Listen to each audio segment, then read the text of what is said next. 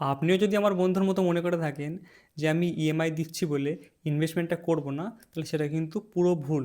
ঠিক আছে? কারণ আপনি কিন্তু একসাথে ইএমআই দিচ্ছেন, ইএমআইটা আপনার টোটালি ডিফারেন্ট জিনিস। ঠিক আছে? আর ইনভেস্টমেন্টটা ডিফারেন্ট জিনিস। তো আমি ইএমআই পে করছি বলে ইনভেস্টমেন্টটা করব না, বা ইএমআইটা শেষ হওয়ার পরে ইনভেস্টমেন্ট করব, এটা কিন্তু মোটেই একটা ভালো যুক্তি না। আপনার সবথেকে বড় করণীয়, আপনি ইএমআই দিচ্ছেন, তার সাথে আপনি ইনভেস্টমেন্টও করুন। দুটোকে আপনি একসাথে ব্যালেন্স করে চললেই কিন্তু আপনার ফিউচারে আপনার জন্য একটা ভালো স্ট্রং ভবিষ্যৎ তৈরি করতে এবং ভালো ফিউচার করতে আপনি অবশ্যই অনেকটা এগিয়ে থাকবেন অন্যদের তুলনায়। তাই ইএমআই পে করছেন বলে যে ইনভেস্টমেন্টটা করবেন না, বা ইএমআই শেষ হওয়ার পর ইনভেস্টমেন্ট করবেন, এটা কিন্তু অবশ্যই একটা ভুল ধারণা। তো আমার তো আপনাকে এটাই সাজেশান যে ইএমআইটা যদি আপনার কন্টিনিউ চলে, তাহলে সেমভাবে আপনি ইনভেস্টমেন্টটা করুন এবং মান্থলি একটা বাজেট নিয়ে চলুন। আমি এত টাকা ইএমআই দেবো, এত টাকা আমি ইনভেস্ট করব, এত টাকা আমার খরচা হবে। ঠিক আছে?